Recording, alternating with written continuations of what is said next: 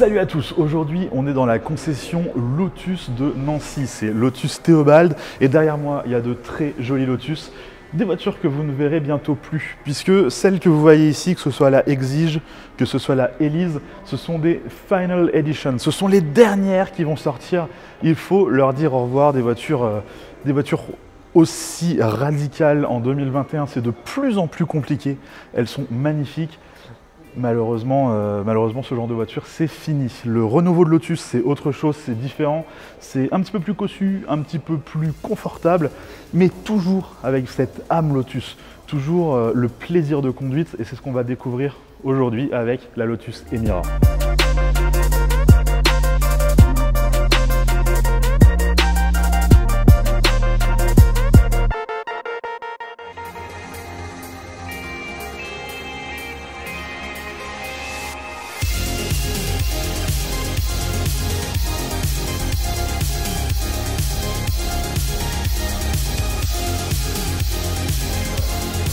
Alors on va enfin découvrir le design de cette magnifique Lotus Emira.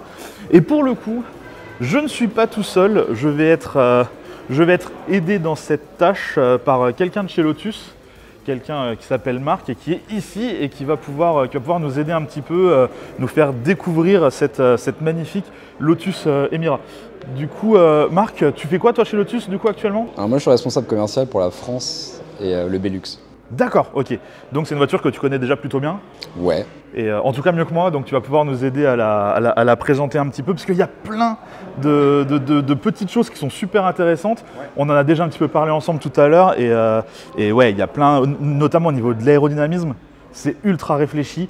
Moi j'ai envie de découvrir ça, quoi. Alors ce qu'on se disait tout à l'heure, c'est que la voiture elle est globalement inspirée beaucoup de l'Evija, c'est notre hypercar électrique, et que le design s'en inspire, mais si tu veux, il n'y a rien de gratuit. L'ensemble des appendices aérodynamiques qu'on peut retrouver sur la voiture ont une fonction. Et globalement, l'objectif, c'était apporter un maximum d'appui, réduire la traînée, réduire la portance à haute vitesse.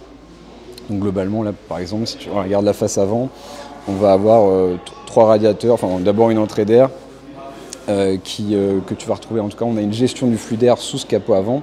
Donc il n'y a rien d'autre que cette gestion du flux d'air. Et Marc, quand même, moi, je ne sais pas si tu connais un petit peu Porsche, mais je trouve ça assez... Ouais, forcément. Mais moi qui ai eu quelques Porsche, moi je trouve ça assez fort.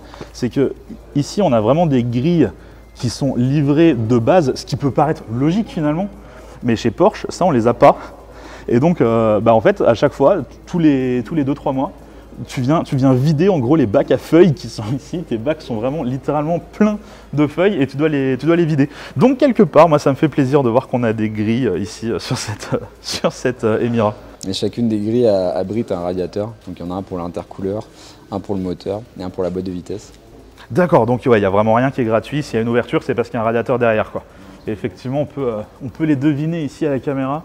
Donc ici, la gestion du flux d'air qu'on a dessous permet de coller la voiture au sol et l'air va ressortir ici via ces appendices. Elle va être guidée en fait le long de la carrosserie, donc le long de la portière. Ici en fait, si tu regardes, tu as deux lignes.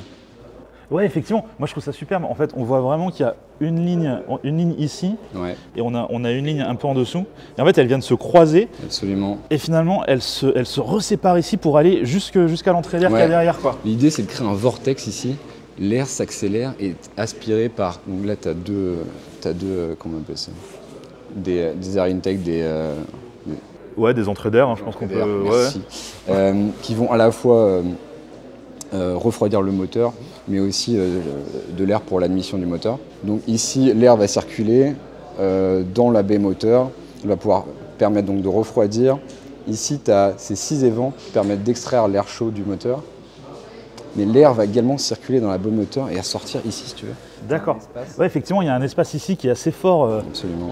Déjà, esthétiquement, c'est super joli. Ouais. Et techniquement, on sent qu'il y a vraiment quelque chose qui se passe, quoi. Ouais, et techniquement, donc, l'air passe ici et vient appuyer sur ce spoiler-là. Donc ça apporte énormément d'appui, mais tu vois, sans rajouter d'aileron, sans appendice un petit peu disgracieux. Et du coup, ouais, pas d'aileron motorisé, rien, ça suffit pour apporter l'appui. Absolument. Le problème avec les ailerons motorisés, c'est que c'est du poids. Forcément. On reste sur une vraie Lotus, donc c'est quand même la chasse au poids dans son segment. Donc l'idée, c'est que ce soit aussi le plus pur possible. mais en apportant beaucoup plus d'aéro. Tu vois, par exemple, on en parlait tout à l'heure, par rapport à l'Evora, qui est, disons, l'ancienne GT de la marque, on a plus 31% d'appui, ce qui est quand même colossal sur ce genre de véhicule. Et à 200 km/h, tu as à peu près 55 kg d'appui sur la voiture. D'accord, ok. Fond plat, ouais. Diffuseur. Également, on a une gestion du flux d'air sur le latéral de la voiture. Effectivement, ouais, sur la partie basse, en fait, on s'en rend compte, il y a une partie assez sombre qui court tout le long de la voiture. Ouais. Et finalement, on peut vraiment suivre quelque part le chemin de l'air, quoi. En fait, on vient vraiment commencer ici, ouais, à l'intérieur du pare-choc. Ça vient ressortir par des entrées d'air qui sont, enfin des sorties d'air du coup, qui sont ici là. Ouais. Ça vient refroidir les freins? Ouais, alors ça vient à la fois refroidir les freins, mais aussi la gestion de ce flux d'air permet d'éviter tout ce qui est phénomène de portance, c'est-à-dire qu'à une certaine vitesse, la voiture elle a tendance à se délester et donc tu perds du grip. Donc l'idée c'est de faire passer ce flux d'air et d'éviter ce système, enfin ce phénomène de portance qu'on retrouve sur les avions par exemple.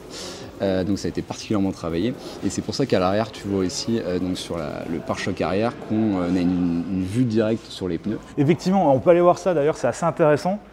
Donc ça c'est pas juste un délire de designer, si tu veux, ça a une vraie fonction comme tout sur la voiture. Et ici on va voir le pneu, donc encore une fois l'idée c'est de faire circuler l'air, refroidir les freins, mais aussi maintenir la voiture collée au sol. D'accord, parce qu'en fait, ouais, là si on cherche vraiment, ouais, on voit clairement le pneu. Bah là on le voit. C'est assez fou. C'est marrant parce que ça me rappelle clairement le design de l'hypercar justement que vous avez fait, un hypercar de 2000 chevaux électriques, où au final on vient avoir une sorte de trou ici dans la carrosserie. Ouais, absolument. Et qui transperce la totalité de la carrosserie jusqu'à l'arrière. Et on sent qu'il y a vraiment des indices dans le design entre les deux voitures. Ouais, l'équipe d'aérodynamiciens a vraiment travaillé la voiture. Donc encore une fois, l'Evaya, c'était vraiment une déclaration d'intention. Gros travail d'ingénierie, à la fois sur la puissance des moteurs électriques et ça, mais aussi d'un point de vue aérodynamique. Et on a récupéré tout ce travail colossal et on l'a implémenté sur cette voiture. Donc de ce point de vue-là, ouais, c'est une vraie réussite. Et disons que le design sert vraiment l'aéro et inversement. Et on sent aussi qu'il y a pas mal de choix design qui ont été faits sur cette voiture et sur l'Evaya. Et on sent que quelque part, c'est un petit peu la marque de fabrique Lotus, non? Pour moi, ce capot, par exemple, ouais, ce capot qui vient vraiment se resserrer sur la partie centrale et qui sert clairement d'aération, hein. Ouais. Est-ce que ça, on ne serait pas quelque part maintenant sur un vrai signe distinctif de la marque Lotus? Ouais. Bah, c'est vraiment le renouveau de la marque. Disons que depuis 2019, on a recréé un design formel, en tout cas le langage stylistique des voitures a évolué. Evaya, c'était la première pierre de cet édifice. Et voilà, on décline. L'idée, c'est quand même qu'il y ait une cohérence dans les gammes. Mais oui, effectivement, ce genre de choses, tu pourras la retrouver sur les futurs Lotus.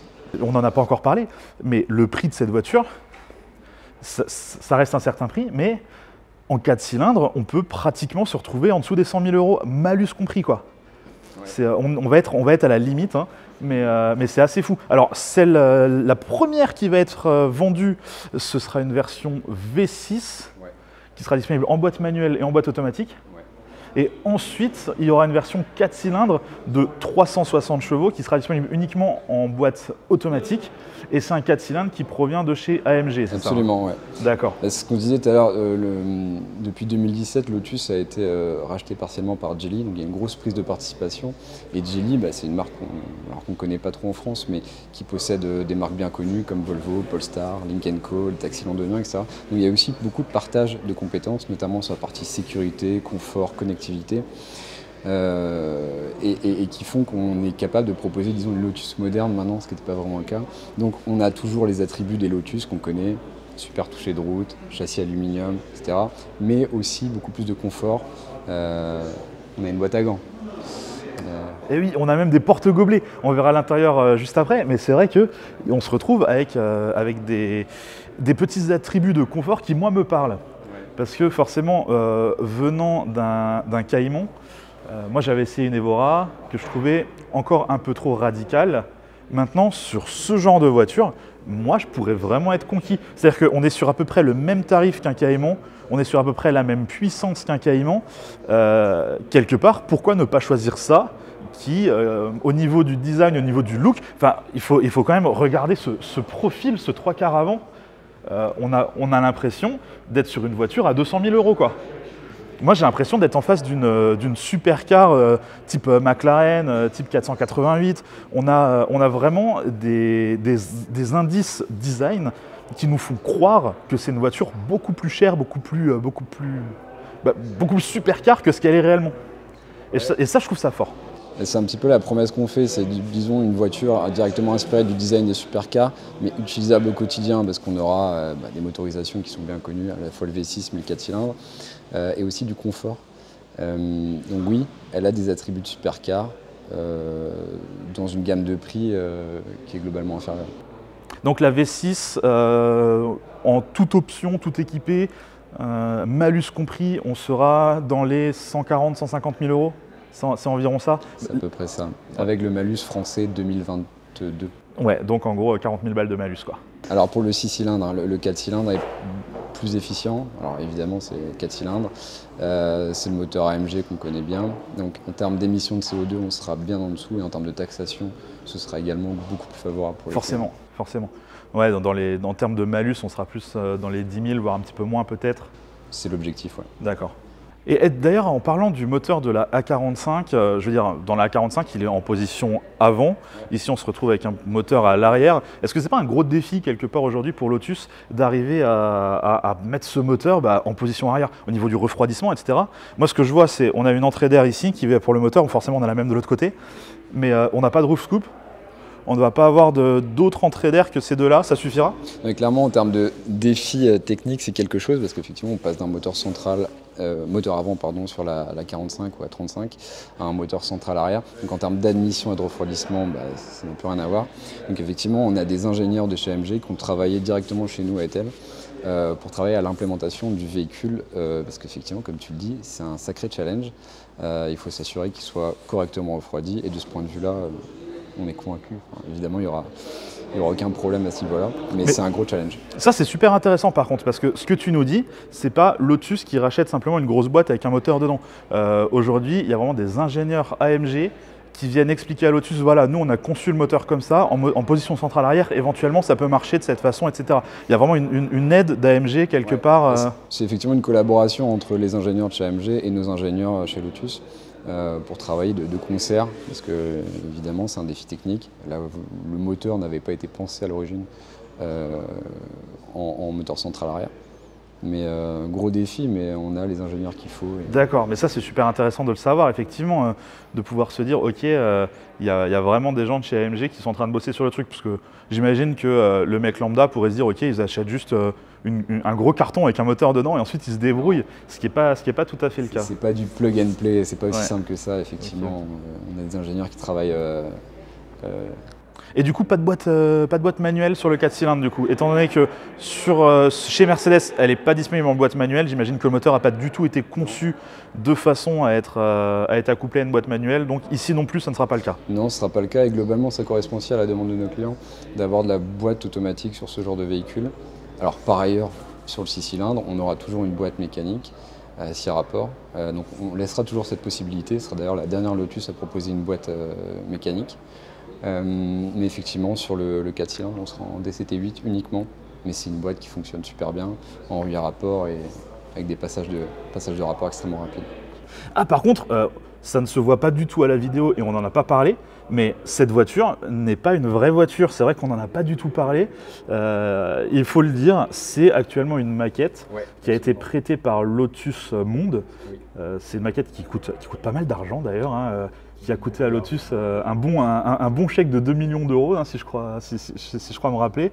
Donc, ce que vous voyez ici, normalement à la caméra, vous ne verrez rien qui puisse laisser apparaître que ce n'est pas le modèle final, mais il faut le savoir, c'est une maquette. Donc par exemple, là le moteur qui est à l'arrière, il n'y a pas vraiment de moteur.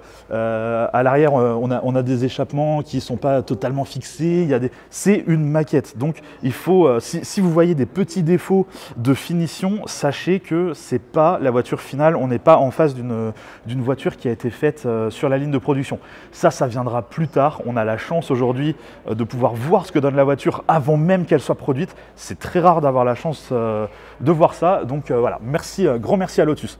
non, c'est une représentation fidèle en termes de dimension, de design intérieur, mais effectivement, c'est une voiture qui a été montée par des designers et des ingénieurs dans un studio de design. Donc, c'est même pas un véhicule de pré-production, c'est vraiment une maquette échelle 1. Tout à fait, ouais. Les modèles de pré-production arriveront un petit peu plus tard.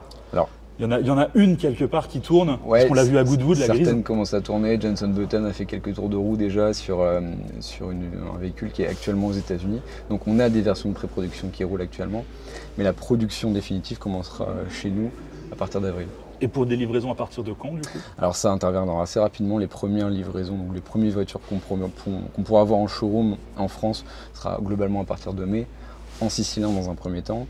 Donc les premières livraisons interviendront autour de mai-juin. D'ailleurs, on va crever le cœur de pas mal de viewers, mais pratiquement toute la production 2022 est déjà vendue, à ce que j'ai entendu. Oui, effectivement, depuis l'annonce en juillet de la voiture et la révélation du design, on a eu beaucoup de demandes, beaucoup de précommandes. Et dans certains pays, globalement, on a quasiment 2 ans de production qui sont vendus. Ah ouais. Donc si on en veut une, il faut se grouiller quoi. Allez faire un tour chez votre distributeur et il pourra vous informer. Allons chez Théobald Automobile qui nous invite aujourd'hui, distributeur nancéen. Du coup, l'intérieur de cette Lotus qui n'est pas sans rappeler quelque part aussi un petit peu la disposition de ce qu'on a chez Alpine. Moi, je trouve qu'il y a vraiment une petite ressemblance. Alors, avec une qualité des matériaux, une qualité de finition qui est quand même autre. Hein. Chez Lotus ici, on sent qu'il y a eu énormément de travail, énormément d'investissement pour avoir quelque chose de propre et de bien fini. Ça se voit, c'est vraiment agréable à l'œil. Je vais m'asseoir dedans et puis on va continuer à en parler. Alors il n'y a aucun doute, hein, on est sur une Lotus, on a une position de conduite qui est vraiment pas mal, un petit peu haut, mais j'ai entendu que ce n'était pas la position d'assise définitive non plus. Non, effectivement, le siège sera 2 cm plus bas. Donc là, encore une fois, on est sur une représentation fidèle en termes de design. De la même manière, le siège, bon, ça, on ne verra pas la vidéo, mais il sera un petit peu plus confortable. Et évidemment, les sièges seront réglables électriquement. Oui, du coup, on a réglage électrique des sièges. On a vraiment pas mal d'équipements dans cette voiture. On va avoir Apple CarPlay en sans fil qui va prendre cet écran ici. Donc on est quand même sur une voiture avec laquelle on peut faire de la route, on va être à l'aise, c'est une voiture qui est correctement équipée, qui est correctement finie, ça va être agréable de rouler avec quoi. Absolument, ouais. On a donc siège chauffant, siège électrique, Apple CarPlay, Android Auto. On a différents modes de conduite, un son premium KEF. KEF, c'est une entreprise anglaise qui fait du Wi-Fi de très haute qualité, qui pour la première fois collabore avec une marque automobile. Donc pour la première fois, on peut proposer du KEF dans une voiture. Alors, aujourd'hui, l'interface qu'on voit, c'est l'interface qui tourne en boucle parce que c'est un prototype. Cela dit, on sait déjà quel type d'options on va avoir et quel type d'équipement. On va notamment avoir du Adaptive Cruise Control, régulateur adaptatif, pardon. Parce que du coup, on était en train de parler avec l'ingénieur anglais qui nous énonçait les options et du coup, je ne savais plus les dire en français. Mais voilà, on va avoir pas mal d'équipements. D'ailleurs, ces écrans semble avoir des noirs assez gris. Faudra voir sur la version finale si jamais on a ces mêmes rendus, parce que je me demande si on n'aura pas peut-être des écrans d'un peu meilleure qualité, parce qu'en 2021 ça paraît un peu gris tout ça. Non, puis à mon avis c'est vraiment pas les écrans finaux, parce qu'on peut voir que l'heure n'est pas l'heure dépasse légèrement de l'écran, c'est vraiment du proto, c'est vraiment très drôle. Moi j'adore voir ce genre de choses. Mais du coup, ouais, on se retrouve avec des voitures qui seront sacrément bien équipées, avec des vraies interfaces qui font 2021. On n'est plus sur le Lotus qui construit ses voitures à la main, quoi. On est vraiment sur une marque qui aujourd'hui fait des voitures d'une certaine qualité, qui sont vraiment finies, qui sont vraiment finalisées. Et ça fait plaisir. Moi, j'adore voir ça. C'est ce qui m'avait retenu à l'époque de prendre une Evora et de plutôt prendre un Cayman. Donc voir ce genre de choses, moi, ça me fait vraiment plaisir. Je pense que Lotus va vraiment dans la bonne direction. Je préfère en parler tout de suite. Il y a forcément des gens dans les commentaires qui vont me dire « Mais c'est plus une Lotus, elle est trop lourde, elle est trop confortable, elle est trop bien faite, trop bien finie pour que ce soit une Lotus. » Moi, ma Lotus, je veux que ça ressemble à un kit car, je veux qu'il n'y ait rien dedans, je veux qu'il n'y ait aucun confort. Moi, je peux comprendre les gens qui vont dire ça. À la fois, aujourd'hui, moi, j'étais absolument pas client Lotus. Cette Emira pourrait vraiment me convaincre. Je me rends compte que moi j'ai besoin d'un certain confort dans une voiture. Je me rends compte que j'aime avoir mes cup holders, j'aime avoir mon régulateur adaptatif, j'aime avoir mon Apple CarPlay en sans fil. J'aime ces choses-là et c'est ce qui pourrait me faire dépenser mon argent pour une voiture.